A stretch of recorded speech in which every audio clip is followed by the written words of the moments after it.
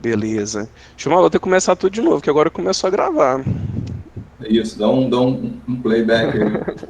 Então, só para me apresentar novamente, eu sou o Danilo Diniz, eu sou diretor de secretaria aqui no Tribunal Regional do Trabalho da 18ª Região. Eu tenho desenvolvido um trabalho muito bom com execução, eu tive uma experiência muito boa, Gilmar, aqui na nona vara do trabalho de Goiânia. O juiz que eu acompanho, ele removeu para a nona vara, e aqui foi um desafio para a gente, porque era a vara do trabalho com maior movimentação e Acervo, né? maior acervo de Goiânia. E assim, a gente fez um trabalho muito grande para baixar a execução, resolver, tinha execuções muito antigas, e assim, eu tive o privilégio, nesses 2 anos que eu atuei na nona vara, ser premiado. A equipe, né, da nona vara foi premiada em 2018 com o selo ouro e 2019 com o selo diamante, que foi por ter cumprido todas as metas do judiciário e com destaque sempre à execução. Aí, assim, eu desenvolvi bastante técnica para impulsionar os processos. Eu acho que é isso que a gente queria compartilhar um pouquinho com o pessoal. Aí eu queria que você contasse um pouquinho sobre você, da sua carreira aí no tribunal. Tranquilo. Bom, boa noite a todos, né? Meu nome é Gilmar, eu sou diretor de secretaria aqui do TRT da Primeira Região, no Rio de Janeiro. Já sou diretor há pelo menos 20 anos aí e gosto também muito de execução. Transitei por algumas varas aí na capital, agora voltei para minha cidade, que é, quem conhece o Rio de Janeiro, eu sou de Niterói. E a minha vara, para vocês terem uma ideia, é de 1941, 42, alguma coisa assim. Então, é uma vara com acervo em execução enorme. E a gente começou a realizar um trabalho para tentar, assim como o Danilo, né, diminuir esse acervo na execução, que no nosso caso é bem significativo. E a gente vai, ao longo desse período, vai adquirindo alguma experiência que a gente né, gosta de compartilhar. Tanto o Danilo quanto eu temos perfis lá no Instagram, um nome até muito parecido, um execução.efetiva e o outro efetividade da execução, com dicas excelentes que eu tenho certeza que os senhores têm tirado bastante proveito, e a gente vai compartilhar com vocês aí de algumas ferramentas novas, especialmente aí o Sysbajude, né, que está chegando com força total. E é isso, vamos ver aí se a gente consegue trocar uma informação legal com vocês. Caiu aqui o compartilhamento da minha Compartilhamento, tela. né? Eu já vou voltar com ele aqui. E eu vou só contar para o pessoal é, hoje um pouquinho do que a gente vai falar. No formulário lá de inscrição, tinha um campo específico para dúvidas. E com aquelas dúvidas que vocês mesmos sugeriram, que foi que a gente elaborou o material. Então a gente pegou as dúvidas mais comuns de vocês, é, e teve um pouquinho de tudo. Eu vou até citar algumas aqui. Dúvida como estruturar a pesquisa, muitas dúvidas sobre ferramentas de pesquisas, convênio, é, o que fazer quando não localizar bens, muitas perguntas sobre fraudes, e teve algumas que eu achei interessante, Gilmar, que eu acho que é bem o que a gente pensa, assim, como o advogado pode ajudar a impulsionar e resolver as execuções, e uma bem básica, foi assim, tudo. tem, tem a dúvida geral sobre a execução. E aí eu queria compartilhar com vocês um pouquinho desse problema que é a execução das sentenças. É um problema comum nacional, essa dificuldade que o judiciário tem de transformar aquela decisão do juiz em dinheiro. E essa cobrança, ela vem dos advogados, vem do CNJ, todo mundo quer melhorar essa situação. Ela não é fácil, a realidade hoje é cruel, a Justiça do Trabalho, esse dado aqui é um pouco antiga, de 2017, mas eu acredito que não mudou muito, falando o tempo médio das sentenças na fase de execução e conhecimento. Então, no conhecimento é até rápido aqui na Justiça do Trabalho, 7 meses um processo ser julgado. Por outro lado, para você executar uma sentença, olha o tanto de tempo, 2 anos e 9 meses, isso numa média. Então, assim, é muito trabalhoso, é muito difícil, e vocês sentem isso na pele. Então, e para piorar de 2017 para cá, né, na verdade, bem em 2017, teve importantes alterações legislativas que o impacto sobre a execução está sendo muito grande. O principal delas foi a reforma trabalhista tirar do juiz a execução de ofício. Então, antigamente, o advogado trabalhista ele ficava numa situação muito confortável em relação à execução. Primeiro porque o juiz ele gosta de impulsionar a execução e você até pode compartilhar aí, Gilmar, muitas vezes a última petição do advogado era lá no recurso dele. De lá era só aguardar o alvará. Exatamente. E hoje a realidade mudou. Hoje, se o advogado trabalhista ele não assumir esse protagonismo na execução, esse tempo médio da execução tende a estender mais. A situação tende a ficar cada vez pior. E eu acho que é isso que tem gerado esse movimento, principalmente dos advogados, de buscarem aprender mais sobre execução, sobre ferramenta, como funcionar. Gilmar, conta um pouquinho aí como é que é a execução aí no Rio. Então, só eu que sofri isso aqui ou aí também? Não, a gente também tem uma série de dificuldades e eu acho que esse momento é importante para ajudar os advogados. Hoje mesmo a gente peguei um processo para despachar e aí, por acaso, foi um bacen negativo e aí, via de regra, o despacho seria em time seu autor para indicar meios sob as penas do artigo 11A da CLT, aí eu botei uma vírgulazinha lá e acrescentei, esclarecendo que, se pretender a desconsideração, deverá instaurar o incidente. Tomara que ele faça isso, né, para o processo poder andar, né? Então, assim, a gente também tem vive com essa dificuldade. O TRT é um tribunal enorme, né? Se não aí um dos maiores que a gente tem. Então, por isso a quantidade de varas que o TRT1 da primeira região tem. Então, tem sido difícil também do lado de cá. Ô, Gilmar, eu preparei aqui um material com base, como eu disse, nas dúvidas, e uma pergunta que me fazem muito, ou na internet, ou no balcão da secretaria, ou quando atendo uma parte, é o seguinte: olha, o juiz tentou já aquelas primeiras ferramentas e não resolveu o meu caso. E eu fui intimado agora para indicar diretrizes à execução. Aí a pergunta deles, o que eu faço? É aquele sentimento assim de olhar o processo e de não saber realmente que rumo tomar. Aí eu falei, Gilmar, vamos conversar com o pessoal sobre isso. Sobre assim, quando o processo cai na sua mão e você tem que tomar uma decisão estratégica. Para que lado eu vou levar esse processo? E eu aqui, eu uso essa estratégia, inclusive para treinar a equipe, os servidores, que eu falo o seguinte, eu gosto de contar um caos, Gilmar, eu sou contador de caos. Quando eu ficar velho, eu vou ser igual aqueles que fica sentado na beira do portão e contando história.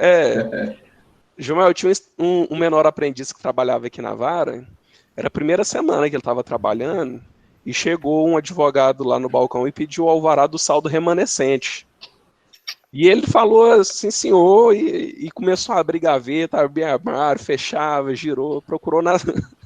E eu percebi aquela movimentação e perguntei para ele, meu amigo, o que você está procurando? Aí ele falou assim, eu não sei, é o tal do remanescente. Aí eu falei para ele assim, você sabe o que é remanescente? Ele falou assim, eu não.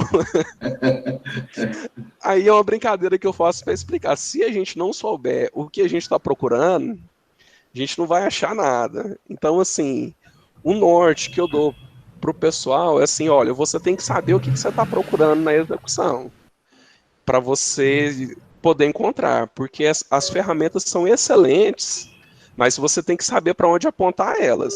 Sim. Aí eu organizo estratégia. Acho que eu pedi pro pessoal fechar o microfone. Se alguém puder me ajudar aí, fechar o microfone de quem tá. Beleza. Gilmar, eu tenho visto que tem funcionado bastante. Eu falo o seguinte, são 4 pilares. Primeiro é o devedor. A gente conseguir extrair através das informações que tem no processo, ou que a parte traz, ou até usar as ferramentas para descobrir qual que é a situação fática do devedor. Porque muitas vezes, quem deve mesmo, ele não está lá na capa do processo. Por exemplo, às vezes quem tem um patrimônio e quem tem capacidade de pagar a execução é um sócio retirante. Assim, eu tenho que realmente entender com quem que eu estou lidando para conseguir impulsionar essa execução. Então, a primeira dica que eu dou para o pessoal, olha, constata qual que é a situação fática do devedor. É um comércio? Esse comércio está aberto, está fechado? E aí vai, qual que é a natureza jurídica desse comércio? Qual que é o ramo de atividade? Como que ele está constituído? Porque isso tudo vai influenciar nas decisões que a gente vai tomar. Outra questão, como que é a situação processual dele em relação à dívida? Ele é devedor principal, devedor subsidiário, e qual que é a situação jurídica dele mesmo, né? A Constituição ele é uma empresa que está em recuperação judicial, é uma empresa que está em estado de falência, e aí vai. São várias situações que eu tenho que identificar primeiro para eu poder impulsionar. Depois que eu identifico quem que é o devedor, eu vou atrás do patrimônio dele. E aí é qualquer tipo de patrimônio. Eu falo que é o presente, o futuro e o passado, né? A gente tem que dar uma olhadinha no histórico do patrimônio para identificar alguma fraude, alguma coisa assim. E que as ferramentas de pesquisa, elas geralmente não, via de regra, é para dar para a gente essas informações do devedor e do patrimônio dele. E quando eu conseguir essas informações, eu tenho que saber usar uma estratégia processual para avançar com esse processo. Então, assim, parece óbvio, mas na hora que o processo chega na nossa mesa, às vezes a gente não sabe. E aí esse é o fio da meada que eu conto pro pessoal. E aí, a partir daqui, a gente começou a enumerar algumas situações, né, Gilmar, que muito comum do advogado se sentir perdido, ou do servidor e tal.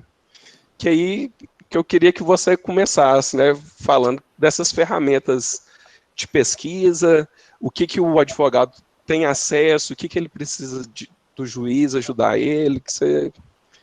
Isso aí que você falou é muito importante, porque a gente chega no momento do processo em que há uma parte que o advogado pode nos ajudar, sobretudo por conta da mudança na legislação, do impulso, né, que a gente agora não pode ser de ofício. Então, no primeiro momento, quer dizer, enquanto o devedor ainda não foi citado para pagamento, eu preciso localizar esse devedor. Então, a gente pensou, e realmente hoje o que há de melhor em fonte aberta oficial, ou seja, é uma fonte do governo, da Receita Federal do Brasil, é o Redecim. Não sei se a gente tem o slide dele aqui, ou só tem um nome, né? Acho que... Tem o nome dele aqui. Tem o nome dele aí, né? De qualquer forma, eu vou... tem. Tá aqui, isso aí. Eu ia botar no chat, mas não precisa. Então, colegas, esse convênio, o Redecim, é um convênio de fonte aberta e oficial. É o melhor que tem. Por quê? Porque, na verdade, o Redecim visou incorporar as juntas comerciais à Receita Federal. Então, quando você precisa de alguma informação, quando você acessa o Redecim, você obtém facilmente esses dados. Se você tem, por exemplo, se você por acaso tem o CNPJ, nem o cadastro você precisa fazer. Eu aconselho que os senhores façam o cadastro. Por quê? Porque o cadastro simplesmente você informa o seu CPF e o seu e-mail. Ele vai gerar uma senha e a partir desse momento você tem acesso ao QSA, o quadro de sócios e administradores.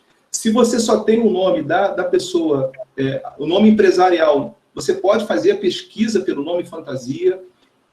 Então, assim, ele te abre uma infinidade de informações. Em determinado momento, você vai precisar da informação do QSA, do quadro de sócios e administradores. Ele vai abrir para você com aquela informação.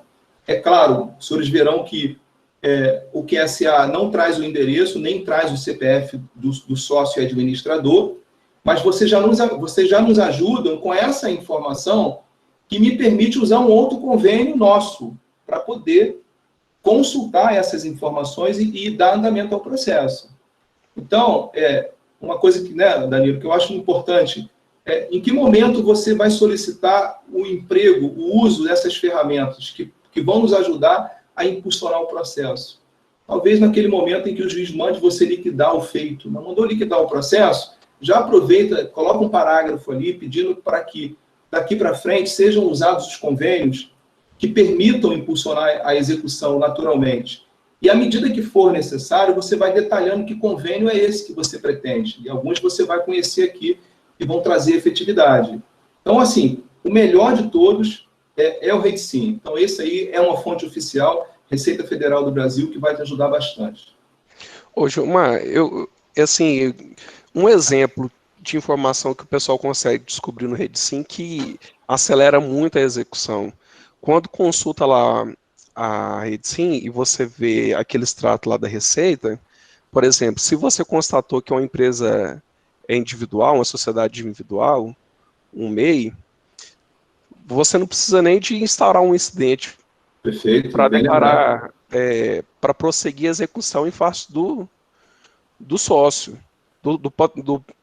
no caso lá do empresário, né? Porque Então, se confunde assim, o patrimônio deles, né? uma simples consulta que o advogado pode fazer no escritório dele, ele já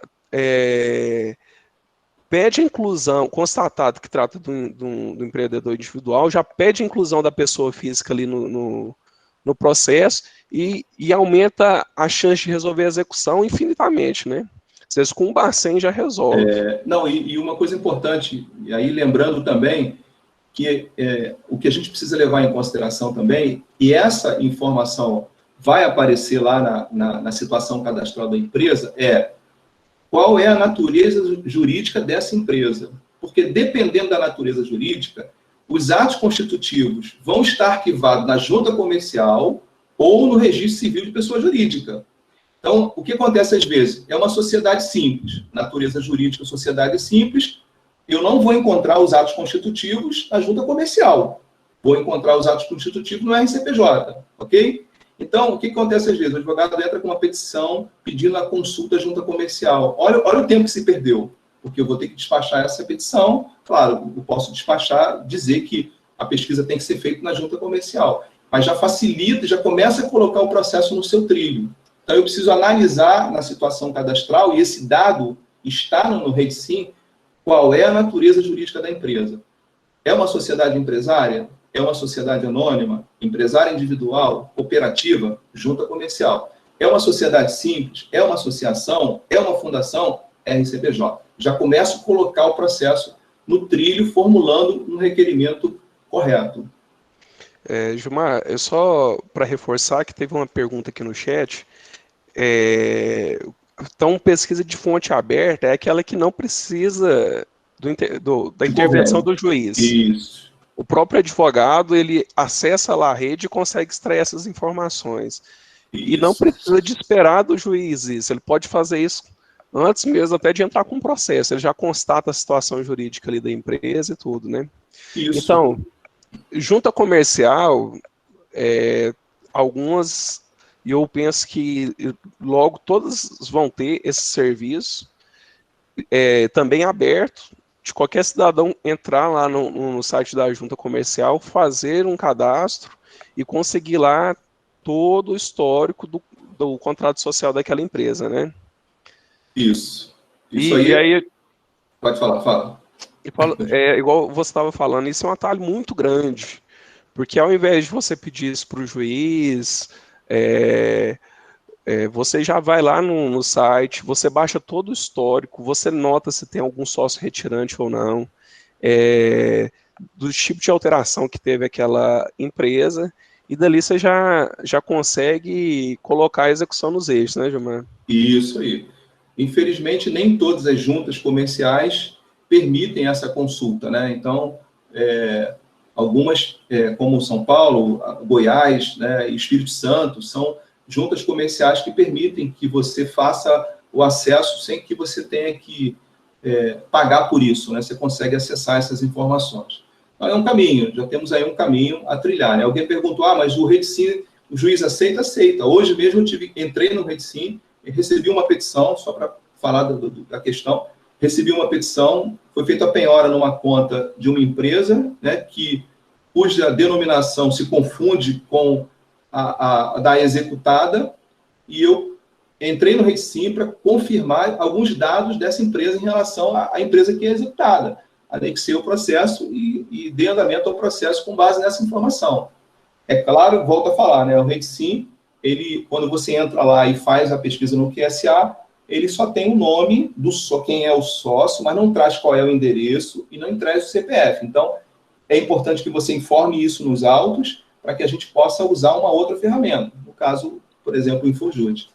Hoje, só para comentar também antes de passar, situações práticas. Por exemplo, o trabalhador sabe quem que é o proprietário da empresa.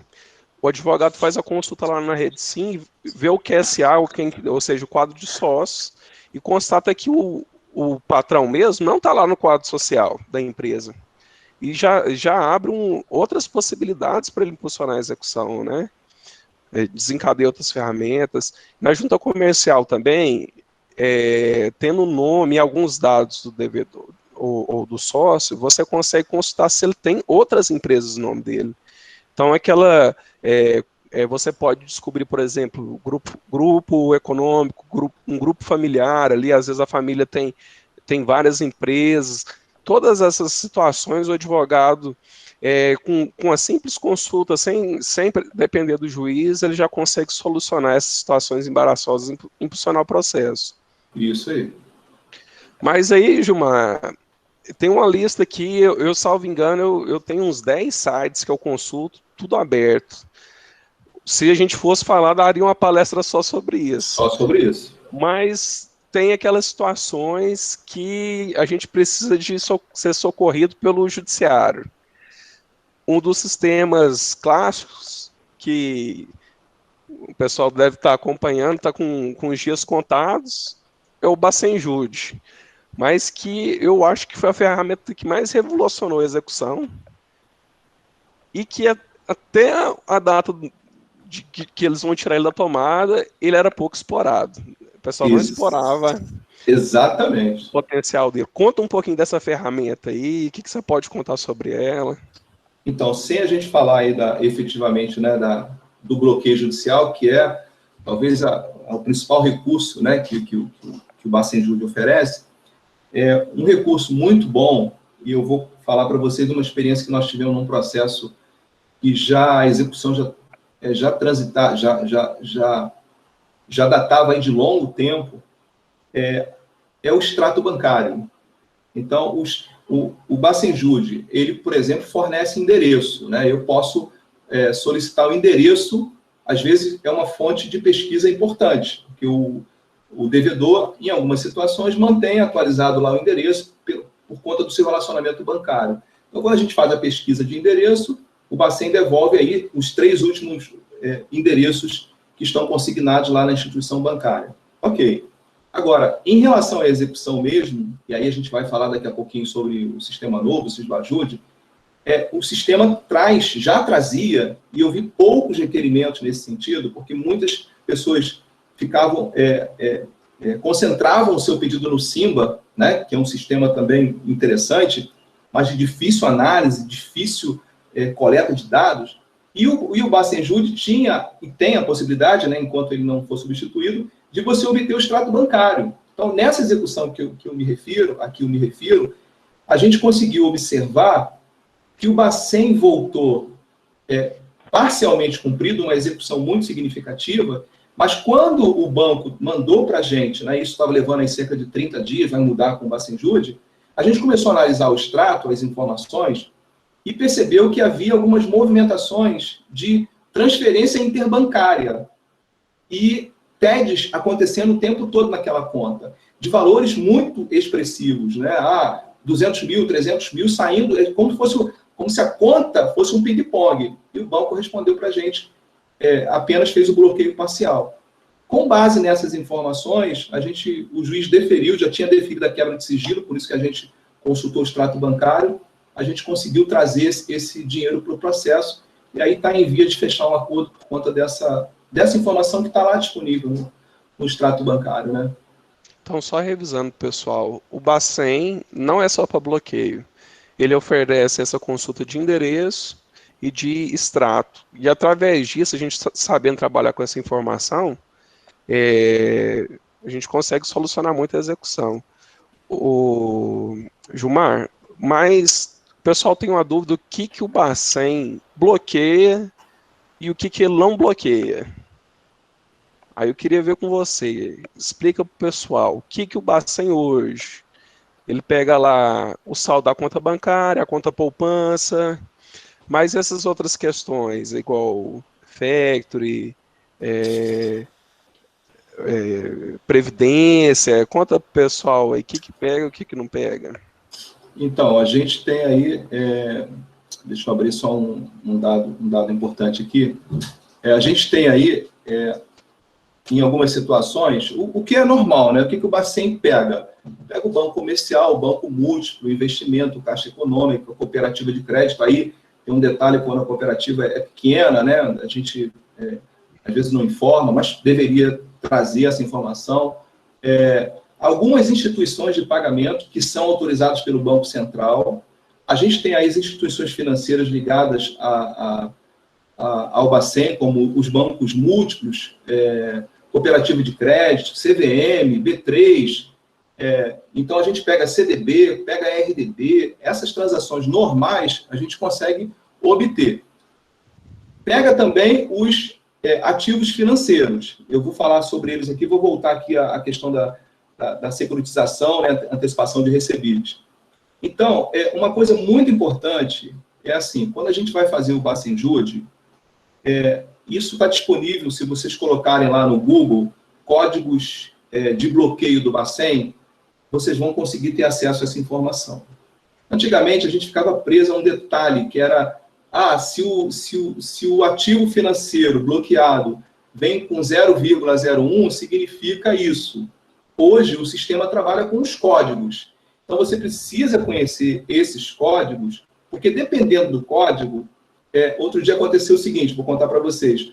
Um colega me ligou e falou: olha, estou aqui com ativo não precificável, apareceu essa informação aqui no relatório do Bacen. O que eu faço? Desbloqueio? Eu falei: não desbloqueia, transfira, porque em 30 dias o banco vai dar essa informação para a vara e vai perguntar para a vara: o que eu faço com isso? Então, é uma coisa muito importante, eu preciso analisar que tipo de ativo não precificável ou ilíquido eu recebi de informação do banco, para que eu possa tomar algumas providências. Mas os senhores precisam conhecer esses códigos, e eles estão disponíveis, pesquisa tranquila lá no Bacen, para poder requerer exatamente essa informação. Ao receber o extrato do Bacen, analisar essas informações nos códigos que aparecem lá. Uma regra básica que a gente tem aí para a gente poder entender como é que o Bacen funciona é que a listagem de participantes do Bacenjude provém do CCS. A gente vai falar do CCS daqui a pouquinho. Cadastro de clientes do sistema financeiro. Então, só que algumas instituições... o Danilo postou aqui para a gente. Então, algumas instituições, apesar de fazerem parte do sistema financeiro, não são participantes do CCS. Por isso que a administradora de cartão de crédito, instituição de pagamento que não é autorizada pelo Bacen, porque algumas já foram, a gente até essa informação aí é do ano passado, final do ano passado, 47 estavam aguardando autorização, administradora de consórcio. Então, você não vai obter essa informação no Bacenjude. Por quê? Porque elas não são participantes do CCS, que é o Cadastro de Cliente do Sistema Financeiro. Aí a gente tem alguns caminhos. Aconteceu até com um colega que tem um cartão que é exclusivamente cartão de crédito. A gente fez o CCS, esse cartão de crédito não aparece lá no CCS. Por que não aparece? Porque a empresa não é participante do CCS. Então, esse dado é um dado importante. A lógica do Bacen, essa lógica vai continuar no Sisbajude, é que a listagem de participantes do Bacenjude é proveniente do CCS. Então, se não está no CCS, não vai aparecer no Bacenjude. Quer complementar aí? Só para reforçar, o que isso quer dizer? Que às vezes tem um patrimônio muito líquido do devedor que você não está alcançando ele, confiando que o Bacen vai pegar, e o Bacen não pega. É isso que a gente está falando. Ó. Essas instituições, ela participa do sistema financeiro, mas o Bacen ainda não alcança elas, né? Aí que chega naquela pergunta que eu te fiz, do plano de previdência privada. Porque tem gente que tem fortuna lá num plano de previdência privada. O Bacen pega esse dinheiro ou não pega? Não pega. Não pega porque aí a regra é básica. A SUSEP não participa do CCS. Então, se não participa do CCS, não adianta, não vai aparecer no Bacenjude. Então, qual é o caminho? O caminho é o ofício, ainda é. A Confederação das Empresas de Seguro. Né? Eu posso mandar ofício para a SUSEP? A SUSEP é o órgão fiscalizador. Mas se você requerer nesse sentido, a vara provavelmente vai pedir para que o ofício seja direcionado a quem de direito.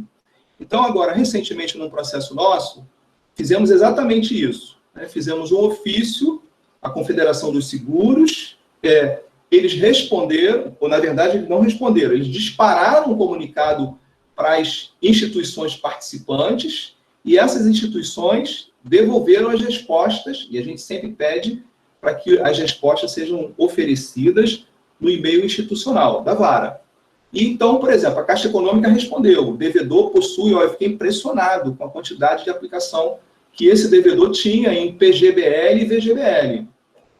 Tem uma discussão se é penhorável ou não, isso aí é uma outra história, você vai encontrar decisões favoráveis que permitem aí, né, porque encaram o PGBL e VGBL com uma aplicação de longo prazo, e por isso ele é penhorável. Então, não desperdice essa oportunidade de buscar esse crédito que pode estar vinculado aí a um PGBL e VGBL. Hoje, mas só complementando, igual a gente falou, pessoal, eu vi que eu estou acompanhando o chat, tem muitas perguntas sobre a quebra de sigilo. Aqui, os juízes que eu trabalho, eles são bem arrojados em relação a isso. Então, apenas a inadimplência, para eles já é suficiente para fundamentar um pedido de quebra de sigilo. Então, se o devedor não pagou espontaneamente, a gente fez o Bacen e frustrou, se o advogado formular o pedido, a gente defere. Mas como é que essa petição tem que ser mais bem fundamentada, o juiz é mais rigoroso, como é que é? Normalmente sim, porque a gente, nesse processo que eu mencionei para vocês aí, a respeito da quebra de sigilo bancário, e aí a lei complementar número 105, né, que é um embasamento legal para permitir a quebra de sigilo bancário, a gente, de todas as formas, tentou aí executar esse devedor. E, por fim, a gente fez uma pesquisa, a gente vai falar sobre ele daqui a pouquinho, no CCS, no Cadastro de Clientes do Sistema Financeiro, e começamos a perceber alguns detalhes importantes que forneceram subsídios para que o juiz deferisse a quebra de sigilo bancário. Por exemplo, alguns sócios que tinham poderes para movimentar a conta bancária, alguns sócios, entre aspas, né, ou sócio oculto ou sócio de fato, não figuravam no contrato social. A gente vai falar sobre isso daqui a pouquinho. Ora, só por essa informação, ele deferiu, então achou por bem deferir a quebra de sigilo bancário. Aqui, me parece que não é muito comum fazer isso, né? Tentei o Bacen, foi negativo, vou quebrar a quebra de sigilo bancário. Não sei se você tem muito MS por conta disso aí, né? Não tem, não? Na verdade, eu fui meio assim, exagerei um pouquinho. A gente faz realmente, não é só quando frustra o Bacen, é quando esgotamos os outros convênios também. Os outros convênios de restrição e tal. Mas, quando quebra o sigilo, às vezes, pelo extrato, dá para perceber que aquele devedor, ele investe lá no plano de previdência, né? Você constata a saída para o plano de previdência e tal, ou mensal, ou um depósito que ele fez, que é uma luz, né, também, analisando o extrato, constatar esse tipo de situação. Alguém perguntou aí, o ofício tem que ser dirigido à CNSEG, isso aí, que é a Confederação Nacional de Empresas de Seguros Gerais, Previdência Privada e Capitalização. É claro que se você pedir para oficiar a SUSEP, né, normalmente a vara vai redirecionar o ofício para a CNSEG, porque a SUSEP é o órgão de fiscalização. Mas é uma medida efetiva. Ô, Gilmar, vou acelerar um pouquinho aqui, porque é muita coisa para falar e o tempo é pouco. O tempo é pouco. Tá. E eu queria contar para quem não conhece a história do SABB. O SABB ele é uma ferramenta que foi criada aqui no TRT-18, eu acompanhei toda a história da criação dele. Na época, como é que foi? Para quem não sabe, a inclusão da ordem no Bacen, ela é individualizada, ou seja, cada processo, o servidor tinha que ir lá, cadastrar o número do processo, o número do devedor, o CNPJ, o valor da execução e dava aquela ordem de penhora. Isso era trabalhoso, gerava muito erro e não era nada produtivo. Eu falo assim, num dia bom de serviço, que o telefone não está tocando, não está tendo audiência, um servidor bom de serviço faria 60 Bacen para terminar o dia esgotado. O que o SABB faz? Ele automatiza esse serviço. Ao invés de ser um servidor que vai lá, é um robozinho que vai dar todas as ordens de bloqueio que a Vara do Trabalho cadastrou lá no SABB e faz isso em questão de horas. Por exemplo, aqui na Vara do Trabalho, onde eu trabalho, a gente tem cerca de 700 processos cadastrados no SABB. Ele roda o SABB em questão assim, de hora. Ou seja, ao invés de eu fazer 60, eu faço 600. E aí, o que eu faço? Eu faço quase todo dia. Aí, outro detalhe. A ordem de bloqueio feita lá pelo Bacen, ela escaneia a conta do devedor no dia de cumprimento da ordem. Ou seja, se o juiz deu uma ordem hoje, amanhã o banco vai lá e vê, tem saldo? Tem, eu vou bloquear. Então, o que acontecia? Às vezes o devedor tinha dinheiro, estava movimentando a conta bancária e o Bacen era negativo. Com o SABB, a chance de solucionar a execução aumentou muito, muito. Porque a gente escaneia a conta lá do devedor várias vezes na semana. Aqui, para vocês terem noção, o juiz determina que a gente rode 3 vezes na semana. Então, 3 vezes na semana a gente roda o SABB. E então, o que eu falo? O seu processo está cadastrado no SABB, quer dizer que você não vai depender só da sorte para conseguir pegar dinheiro. Se o devedor tiver movimentando a conta bancária dele, a chance de a gente resolver essa execução só com a penhora em dinheiro é muito fácil. Então, a dica que eu dou para o pessoal, certifique que seu processo esteja cadastrado no SABB. Por que eu falo isso? Até que em Goiás, onde que saiu o SABB, a adesão das varas do trabalho não foi automática. Os juízes tiveram que conhecer a ferramenta, confiar, teve o processo de incluir esses dados lá no SABB até ficar mecânico.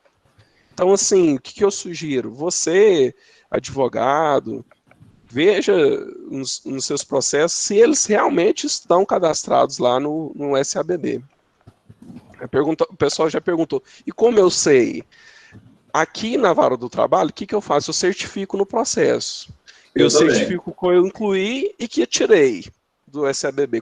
Quando fazem um acordo ou quando a execução é garantida, eu vou e certifico que eu tirei.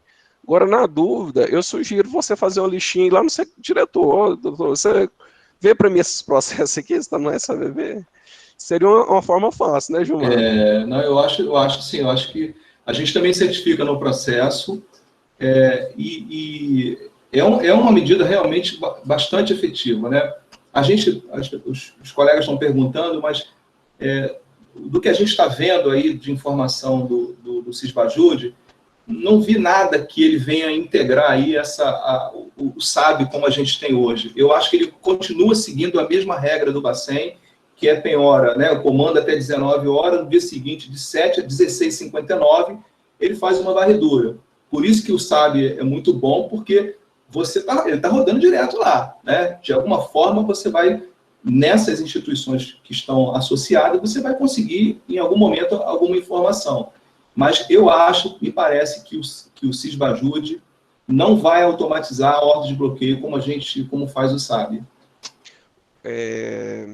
Eu vou deixar para falar lá não sabe mais sobre isso, Aham. mas o que eu imagino é que se o SAB, ou se o Sisbajude não vier, e parece não vai vir com alguma coisa nativa dele, logo a gente vai desenvolver, porque hoje a gente não consegue mais ficar sem o SABB. Viver sem Então, ele.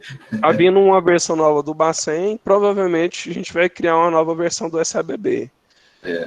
Aí Precisa. a dica que eu dou também, isso aqui também depende de entendimento do juiz. Aqui, por exemplo, como a penhora em dinheiro tem precedência em relação aos outros bens, às vezes a penhora está garantida por um bem de baixa liquidez. É um maquinário, alguma coisa. O que a gente faz? A gente permanece com esse processo lá no SABB, reiterando as tentativas de bloqueio, porque caso penhore o bloqueio, a gente constitui a penhora do bem e dá preferência para aquele dinheiro, né? Então essa é uma outra dica que eu dou para vocês. Aí o pessoal está me corrigindo, que não é tirado o SABB, né? É interromper, é isso Interromper a mesmo. ordem. É só interromper. A vantagem dele é que ele vai lá diferente do Bacen, né, mas o Sisbajude muda isso, é que ele vai deduzindo aí o valor da penhora, né? Eu coloquei a fotinha dele aqui só para a gente não Ah, ficar falando, o pessoal sem saber e ficar imaginando o que é. É só um aplicativo mesmo, que a gente cadastra os processos e dá ordem para ir lá no Bacen e fazer tudo. o SAB é lindo demais. Mas aí, Gilmar, o que eu te pergunto, a gente tentou o Bacen, colocou ele lá no SBB e ainda não resolveu. A gente precisa de avançar, fazer uma investigação mais avançada. Igual eu falei, aqueles pilares lá, né? Eu não tenho todas as informações ainda do devedor. O que o CCS é e que informação que ele pode dar para a gente para impulsionar o processo? Então, o CCS, deixa eu só abrir aqui o meu material aqui. Certinho. Só o pessoal perguntou assim, se todos os TRTs têm o SABB. O que eu falo é o seguinte, o SABB, ele foi apresentado lá para o CNJ e o CNJ homologou e deu carta branca. Tribunais usem. Então, assim, todo tribunal pode usar esse sistema. Eu teve colegas, por exemplo, do Mato Grosso, que comentou que lá tinha muita resistência. O que eu sugeria? Falar, os advogados têm que estimular que seja usado. Leve o conhecimento do juiz, às vezes se o juiz não aderiu, vai lá na presidência, vamos implantar essa ferramenta aqui, é muito importante. Eu acho que os advogados eles podem se mobilizar e estimular o uso dessa ferramenta, porque realmente ela é muito boa. Eu acho que ela é valiosíssima para a gente. A gente não consegue mais viver sem esse sistema, né? Então, mas chega um momento em que, ainda que a gente tente lá, né, para as varas que só usam ainda o Bacenjude, ou para aquelas que usam o SABB, ou SAB, como queiram, a gente vai chegar no momento em que a gente não consegue nada, né? Não tem dinheiro lá, não consigo encontrar, ainda que ele fique rodando. Eu posso deixar o SAB rodando normalmente e prosseguir com o processo, né? Porque o tempo vai passando, a pesquisa continua sendo infrutífera, né, de ativos financeiros de pronta liquidez, e aí eu tenho esse convênio que ele é valiosíssimo, Cadastro de Clientes do Sistema Financeiro Nacional, chamado CCS. Aí a gente tem aí na projeção, a ideia, esse é o sistema, né, que a gente tem acesso, na verdade é parecido aí, só muda o finalzinho para a gente poder acessar com o sistema do Bacen. É um sistema que é importante, mas ao mesmo tempo é bom lembrar que ele não apresenta saldo de contas. Quando você, daqui a pouco a gente vai mostrar para vocês a tela, em caso de pessoa jurídica.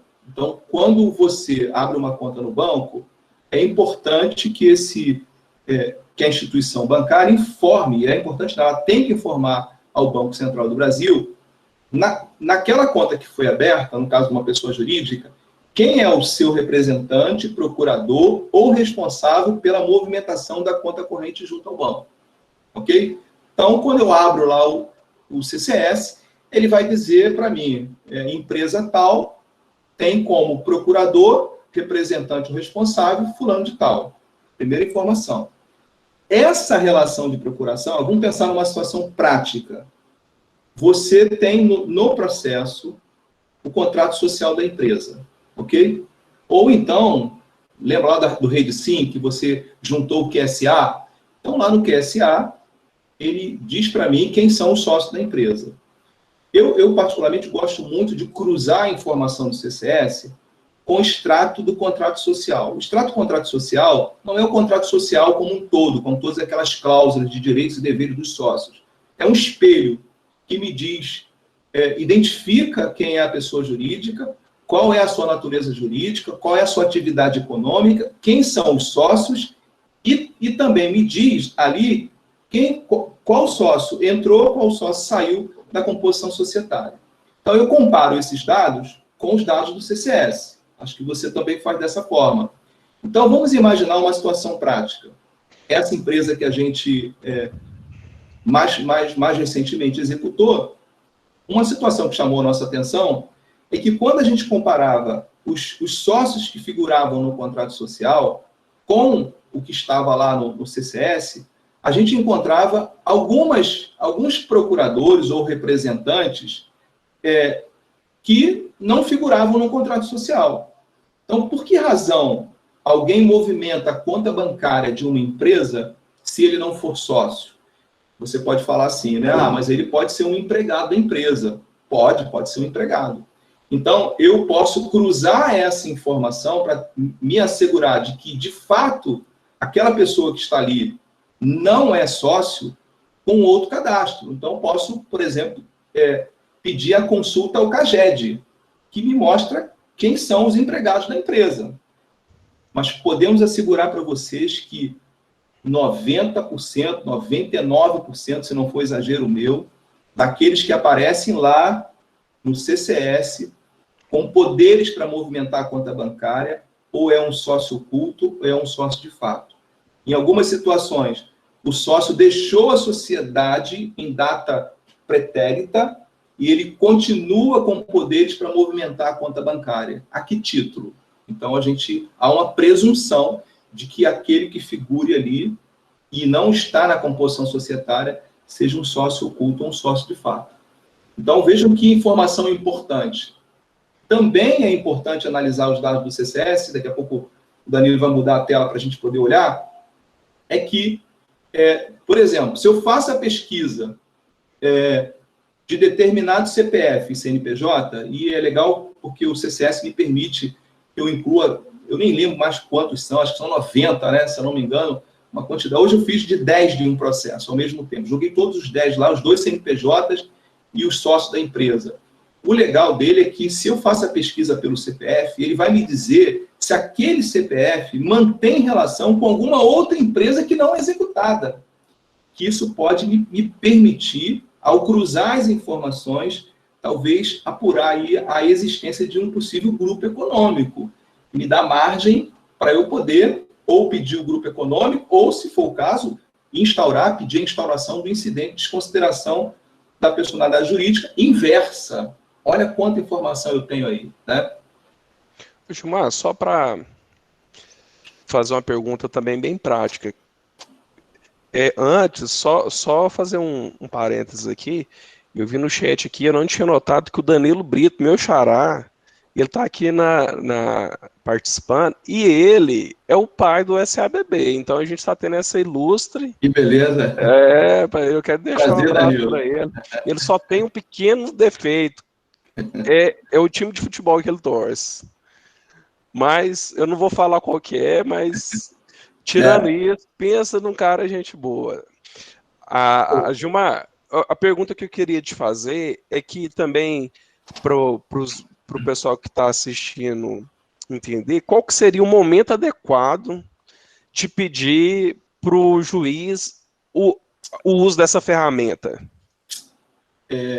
Então, a gente precisa ter um cuidado aí, porque, via de regra, o CCS, você só pode pedir quando você já esgotou os outros meios de pesquisa.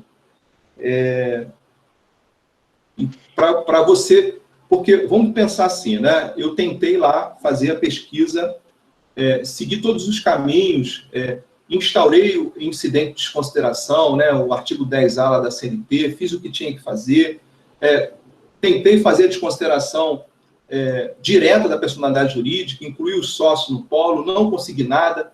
Fui lá, fiz a desconsideração inversa, porque descobri que aquele sócio era um sócio de uma outra empresa também. Ou seja, eu vou esgotando essas situações. Por quê? Porque, só para lembrar também, que a presença ou a presunção de que alguém é sócio de fato ou oculto no processo depende da instauração do incidente de desconsideração da personalidade jurídica. Então, assim, pelo menos aqui no TRT1, eu tenho visto algumas decisões, e em outros tribunais também, deixando ou enquadrando esse pedido como uma medida atípica, né? Depois que eu esgotei as demais. Talvez nessa sequência lógica de desconsideração direta, inversa, vou partir para o CCS para saber se tem alguma coisa ali que me permite. Mas pode ser, entendimento do juiz, pode ser que ele defira. Ok. Uhum. Eu gosto, assim, antigamente, quando a gente fazia de ofício, eu gostava de fazer depois que já tinha desconsiderado a personalidade jurídica. Aí eu fazia para ver se saía mais alguma coisa dali. Porque às vezes com a simples consideração a gente resolve. E resolve boa parte das execuções. Aí, assim, eu particularmente, eu sugiro usar... Tem gente que fala, não, eu gosto de fazer lá no começo, porque se eu for fazer o IDPJ, eu aproveito o IDPJ. Já coloco lá todo mundo, inclusive um possível sócio de fato e tal. Mas eu lido com muito processo, eu vou tentando acabar com aquelas execuções fáceis, né? Então, primeiro eu tentava ver o que eu acabava só com o IDPJ. Se sobrasse ali, aí eu ia usando essas ferramentas mais avançadas. Gilmar, sobre essas telas aqui, o que você pode contar para a gente? Então, quando... Essa aqui é o CCS. Ok. Quando você tiver que analisar o CCS, então leve em consideração a primeira coisa que você vai fazer. Cruza as informações do CCS com o contrato social. Ok. Está no contrato social? Não está no contrato social? Se não está no contrato social, por que figura como procurador ou representante da empresa? Uma dica para você, talvez aí haja aí um sócio oculto de fato, ok? Detalhe importante. Posso cruzar também, segundo dado importante, se eu pesquisei pelo CPF, esse mesmo sócio aparece como representante ou procurador de uma outra empresa. Já falamos, grupo econômico, desconsideração inversa, dependendo da natureza, atividade econômica da empresa, ok? E detalhe importante, reparem que o CCS traz aqui, dados, bem, direito e valor. É o chamado BDV. Então, dependendo do relacionamento que o devedor possui lá com, por exemplo, esse devedor, aí para quem tem dúvida da conta digital, a próxima tela vai mostrar melhor, mas nesse caso, reparem que aparece aí o PayPal, né? Que é uma fintech, é uma conta digital. No financeira, no pagamento, para quem tem dúvida se aparece no CCS, a prova está aí. A gente juntou isso. Mercado Pago, no financeira, no pagamento, PayPal. A gente, em breve, vai tratar desse assunto aí num momento oportuno, só sobre fintech, que é uma matéria bastante interessante. Mas reparem, o senhor, o seguinte, reparem, volta só... tá aqui, ok. Estão vendo lá que tem BDV outros? Quando aparecer, no Financeira SA, nesse processo particularmente, notem que ele apareceu no CCS, mas quando eu fui fazer a pesquisa lá no Bacenjude, apareceu a informação, uma observação de que a instituição financeira, a Nu Financeira, por exemplo, não tinha a responsabilidade de prestar essa informação. Então, o que eu quero dizer para os senhores é o seguinte, CCS vai aparecer, né? Especialmente tirando aquelas exceções de instituições, né? Administração de cartão de crédito puramente, e outras mais não vai aparecer. Mas reparem que aqui aparece BDV outros. Toda vez que aparecer BDV outros, é alguma aplicação que o devedor possui junto à Nu Financeira. Eu não sei se é um CDB, se é um RDB. A Nu Financeira tem uma aplicação muito restrita, né, que tem que ser em título público. Então, analise da seguinte forma, porque aí vai aparecer outros, então, nesse caso, você vai lembrar que eu preciso oficiar, pedir ao juiz para que oficie a instituição e ela detalhe para mim que tipo de outros é esse. Se refere a que tipo de aplicação que o devedor possui junto à instituição financeira. Mas vocês vão observar que na parte de baixo aqui, ó, no PagSeguro já apareceu uma conta pagamento. A conta pagamento segue a mesma regra da conta pré-paga ou conta pós-paga. Eu vou conseguir encontrar esse devedor lá no Bacenjude. Notem que o sistema não me aparece a agência, mas me dá o número da conta, ok? Porque normalmente no PagSeguro eles colocam uma 000. Às vezes, quando eu vou pedir a penhora especificamente, pode falar. Não, eu fiz o teste uma vez, deu certo com 001, né? Eu acho que só tem uma agência, como é um banco digital. Então, assim, de qualquer forma, a conta pagamento podem ficar tranquilo. Vai aparecer o resultado lá no Bacenjude. Então, vejam quantos detalhes, quantas riquezas de detalhes você tem aí nesse sistema que te ajuda a dar impulso à sua execução. Ô, Gilmar, antes de avançar aqui nos outros convênios, fazer uma constatação aqui em Goiás, por exemplo. O pedido para o juiz constar com o CCS, ele é quase inexistente. Eu não sei se aí ele se popularizou ou se realmente o pessoal ainda não sabe todo o potencial do CCS e ainda não pede. Como é que é aí? O pessoal pede muito CCS, não pede? Olha, agora, nos últimos tempos, tem pedido sim. Eles começaram a pedir. O que eu percebo é que, quando a gente anexa o resultado da pesquisa no processo e pede para que ele requeira o que for de seu interesse, não há, normalmente, nenhum requerimento. Então, a gente começou a tentar buscar, aí com a juíza, né, uma forma de talvez trazer esses dados para o processo, né? Isso é uma coisa que talvez ajude o advogado, mas se ele conhecendo a ferramenta, ele pode extrair os dados que ele precisa ali, né, para formular o seu requerimento. Pessoal, avançando aqui mais, como vocês devem ter acompanhado aí, o CNJ falou que vai tirar o Bacenjude da tomada, vai puxar a tomada dele lá e vai agora lançar, né, esse novo sistema, que é um Bacenjude bombado, é o Cisbajude. Eu tô com expectativa boa, eu vou confessar que eu comecei meio pé atrás, que não sei, a promessa estava tão grande que eu estava desconfiando. Então, o que é o Cisbajude? Ele vai vir, ele vai substituir o Bacenjude, ele vai incorporar aquilo que o Bacenjude fazia e vai dar ainda uma turbinada nele, vai aumentar as informações que ele fornece. Então, eu gosto de falar que é o mini Simba. O pessoal gostava de pedir o Simba. Parece que a arquitetura do Cisbajude é integrar muitas informações, até que o Simba fornecia, e até agilizar essa troca de informações entre as instituições financeiras e o Poder Judiciário. Isso aqui é a carinha dele, eu gosto de colocar aqui, sempre as fotinhas para o pessoal familiarizar. E ele alcança todas aquelas instituições que o Bacen já alcançava, e ele promete ainda pegar, inclusive, criptomoedas. Então, a questão dos bancos comerciais, banco cooperativo, sociedade de crédito, essas financeiras, né, bolsa de valores, e aqueles papéis que eles comercializam em balcão, tal, criptomoedas. Então, assim, parece que vai ser revolucionário, né, Gilmar? O que você fala aí do Cisbajude, pessoal? Eu acho que sim.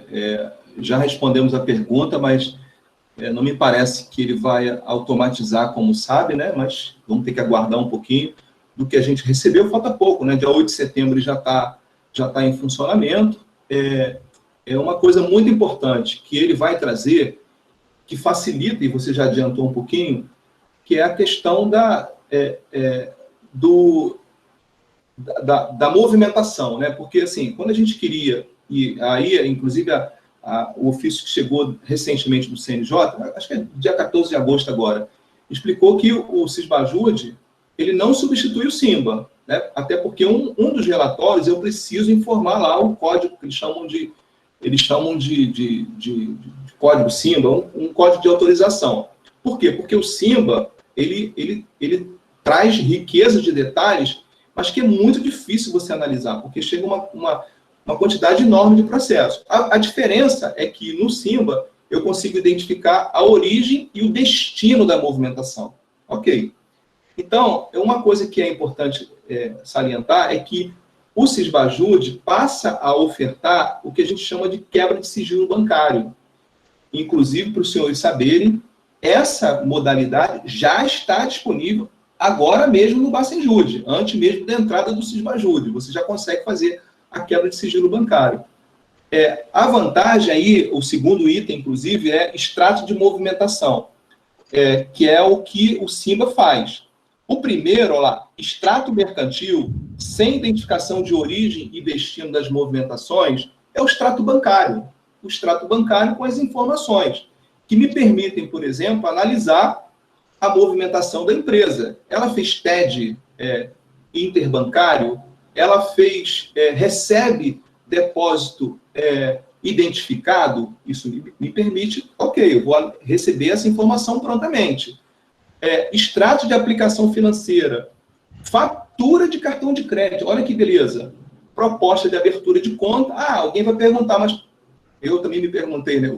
Para que eu quero saber da proposta de abertura de conta? Olha, vocês não imaginam a riqueza de detalhes que uma proposta de abertura de conta traz. Algumas informações que podem ser importantes para você impulsionar a sua execução. Contrato de câmbio, cópia de cheque, movimentação de câmbio, de transações de remessa de dinheiro para fora. Olha quanta informação importante a gente vai ter aí. E vou dar para vocês, em primeira mão, uma notícia que eu recebi hoje. O Sisbajude vai permitir a consulta do extrato do FGTS e do PIS. Olha que novidade, coisa boa. Nossa, isso é uma maravilha. Chegou Gilmar, em primeira mão. Eu gosto de contar causas, já falei, sabe, eu já trabalhei com vários estagiários. A única coisa que eu falo assim, vocês não podem sair daqui sem saber indicar o PIS lá na petição inicial. O pessoal não sabe a dificuldade que é encontrar o PIS quando a gente está executando, quando tem que fazer um recolhimento, né? Fala, você vinha advogar, você não pede, não entra com o inicial sem indicar o PIS. Eu fiquei feliz demais com essa notícia aí. Essa aí vai ser muito boa. Ô, Gilmar, o pessoal ainda está perguntando sobre o SABB, só para insistir, para não deixar dúvidas. Pessoal, a gente não sabe ainda como é que vai ser isso. É igual eu comentei. O que mais provável é que assim que o Sisbajude entrar, o SABB vai ter que passar por uma melhoria também. Ele vai ter que se adaptar. Não sei se vai ser rápido ou não. Mas eu imagino que ficar sem uma forma de automatização e de reiteração dessas ordens hoje é impensável. Então, se o Sisbajude, o que parece, não vai ter isso nativo, não vai vir de fábrica com isso, a gente vai ter que desenvolver um sistema satélite aí, nos moldes do SABB, para continuar fazendo o que o SABB faz. Até porque estão criando modalidades agora de movimentação bancária, além do TED e do DOC. Pelo que eu vi, são movimentações instantâneas que vão poder fazer, inclusive, no final de semana. Então, assim, sem um sistema que automatiza, é a mesma coisa que acabar com... Então, como a ideia evoluir, eu imagino que vai vir essa movimentação aí. Danilo, só queria aproveitar para comentar que, assim, hoje, no atual sistema... gente, é só para lembrar, deixa eu voltar só um pouquinho, só para lembrar o seguinte, não tem necessidade de pedir para que se use a ferramenta Sisbajude, porque ela vai substituir automaticamente o Bacenjude, a partir do dia 8 de setembro. Uma coisa muito importante, que vai facilitar bastante o nosso trabalho, é que hoje, quando a gente pede o extrato bancário, as instituições financeiras levam 30 dias para remeter isso, e remetem tudo em papel. esse prazo parece que vai, alguns disseram que vai reduzir para 7 dias, outros disseram que vai reduzir para 48 horas. Se 7 dias já vai ser muito bom. Mas o que é mais importante a partir dessa data, o Sismajude passa a integrar o processo eletrônico. Então, as informações que a gente tinha um trabalho enorme de receber, elas virão para o processo eletrônico. O próprio Sismajude vai gerar certidão de pesquisa de bloqueio judicial. Isso eu vi hoje, Danilo, recebi uma informação aqui, achei bem legal. Ele gera uma... que me falhou aqui, você me repete? Ele vai gerar uma certidão de bloqueio judicial no próprio sistema, já que ele vai passar a ser integrado ao processo eletrônico. Gente, meu estagiário vai ficar preocupado com isso, com essa notícia agora. Ou seja, é um avanço significativo que a gente vai ter com essa ferramenta. Então, vamos torcer para que tudo dê certo aí, que haja outros aprimoramentos, né? O Bacen sofreu muitos aprimoramentos ao longo da sua vida, né? E agora deixa um legado muito bom a ser transferido para o novo sistema Sismajude, né? Hoje pensado, já estamos 1 hora falando aqui. É verdade. Vou fazer um resumo pessoal. Olha, os convênios, na verdade, a gente sempre está um passo atrás dos devedores. A justiça sempre tenta alcançar. Então, eles já estavam driblando o Bacenjude há algum tempo. Então, o Sismajude é para alcançar essas modalidades que os devedores estavam lá furtando do Bacenjude. Agora, o que eu falo é o seguinte, o Bacenjude já era pouco explorado. E eles estão criando aqui um avião. Vocês... antigamente, o juiz ainda conduzia de ofício a execução, hoje não mais. Então, vocês vão precisar de conhecer muito bem essa ferramenta para explorar o potencial que ela tem. Senão, as execuções vão continuar frustradas, mesmo vocês tendo um canhão, manuseando um canhão. Então, a dica que eu dou é, realmente, para os advogados, que eu vi lá pela inscrição, que tinha muitos advogados, vocês têm que dominar essas ferramentas de fato. Algum colega comentou aqui que existe uma dificuldade de ter acesso a essa informação, é verdade, inclusive para nós servidores. Mas quem debruça, quem conhece, quem vai atrás, ele sai anos-luz à frente e consegue resolver várias execuções. Então, a dica que eu dou para o pessoal, olha, conheça essas ferramentas. A gente falou de várias abertas que o pessoal não usa. Então, usem as abertas. E quando for usar essas privativas do judiciário, também saiba explorar todo o potencial dela. E fique menos dependente do juiz, porque a realidade do judiciário geralmente a maioria dos lugares é deficitária. Então a gente já tem uma dificuldade de atender a demanda. Então, se o advogado, lembrando da pergunta da colega fez, o que o advogado pode fazer? O que vocês podem fazer, primeiro, é dominar essas ferramentas, saber o momento adequado de pedi-las e saber trabalhar muito bem a resposta que ela dá. Igual o Gilmar falou, pede o CCS, mas não sabe interpretar o CCS. Então, se esforce em conhecer, saber ler, saber interpretar esses resultados para poder impulsionar a execução. Gilmar, 5 minutos aí para as suas razões finais. Gente, eu sei que assim, são muitas informações, tanto eu quanto o Danilo aí criamos um perfil no Instagram para poder facilitar.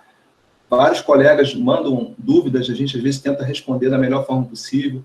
Talvez as dúvidas que vocês tenham, a gente já tenha publicado lá no Instagram, a gente aceita a sugestão. Assim, foi um prazer que vocês tirem proveito dessas ferramentas, acompanhem aí a mudança, né, nesse momento que a gente vive, que exige um pouco mais de vocês, de impulsionar a execução. A gente se coloca à disposição, e a forma que a gente tem é esse aí, né, trocar essa informação. Já fizemos uma live aí, e vamos fazer uma outra daqui a pouquinho. Foi bem legal, e tenho certeza que vocês também tiraram bastante proveito, né? Infelizmente, o tempo é curto, né, para tanta informação, como analisar, como cruzar informações, mas isso foi um pouco que a gente conseguiu passar para vocês agora. Gilmar, eu vou falar pro pessoal, lá no meu perfil, lá no execução.efetiva lá do Instagram, eu vou tentar, eu tô falando tentar porque eu tenho um pouquinho de dificuldade com o vídeo, eu vou tentar subir essa live lá, o pessoal que tá perguntando. Agora, além disso, o Leandro, o Dr. Ulisses e o Dr. Vinícius, nós criamos um grupo lá no Telegram, um grupo de estudos. Você, inclusive, já está lá, né, Edmar? Já tô lá também. Para discutir execução, compartilhar dicas, notícias, julgados. E assim, é um grupo bem legal. Quem tiver interesse de participar, terminando aqui, eu vou editar lá meu perfil e vou colocar na bio lá do meu perfil o link para acessar esse grupo. Então, quem quiser participar, corre lá no meu perfil e tem que ser no final mesmo. E eu vou colocar o link para vocês acessarem esse grupo. Então, fica o convite. É um grupo colaborativo, todo mundo participa, fazem perguntas, os próprios colegas tiram as dúvidas, e os juízes lá, o doutor Ulisses, o doutor Vinícius, tem produzido um conteúdo muito legal assim, de jurisprudência. Então, eu realmente indico. E sobre a agenda, o pessoal perguntou aí também, toda segunda-feira, lá no canal Info Direito do Trabalho, a gente está fazendo uma série de lives só sobre execução trabalhista. Então, quem quiser aprender mais um pouquinho, acompanhe lá, que vocês vão saber. A próxima segunda, o doutor Vinícius, ele vai estar sendo sabatinado lá, e o tema vai ser defesas nos incidentes da execução.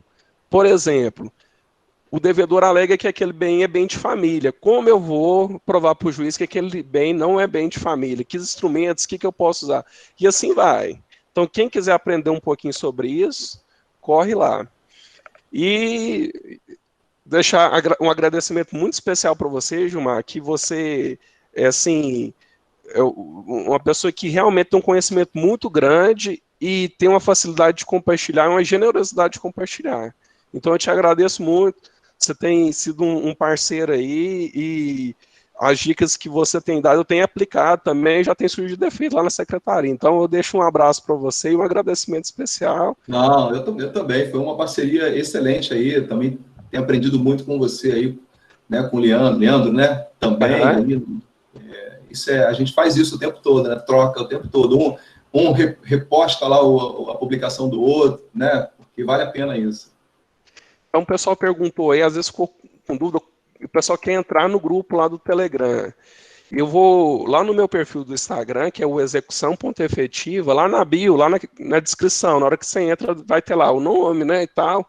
Eu vou colocar o link para acessar, basta você clicar que você vai ir. Beleza? Que então vou colocar agora, para quem está perguntando. Pode colocar também, O pessoal quer os slides. Os slides, Gilmar, eu falo que eu vou mandar, mas depois eu ameaço. Eu só mando se for lá na publicação da palestra e fazer um elogio sincero e espontâneo. Olha, foi muito legal. Aí eu vou e mando a apostila. Pode ser? Combinado? Combinado, tá perfeito. Então, vale a pena, sim. Pessoal, é isso aí. Boa noite para vocês. O pessoal está mandando algumas dúvidas aqui, mas não vai dar mais para resolver. E acompanhe lá que a próxima live logo a gente divulga. Pessoal, boa noite, valeu, tchau, tchau. Espero que tenha gostado. Um abraço, boa noite. Tudo de bom. Tchau, tchau. Um abraço, Danilo.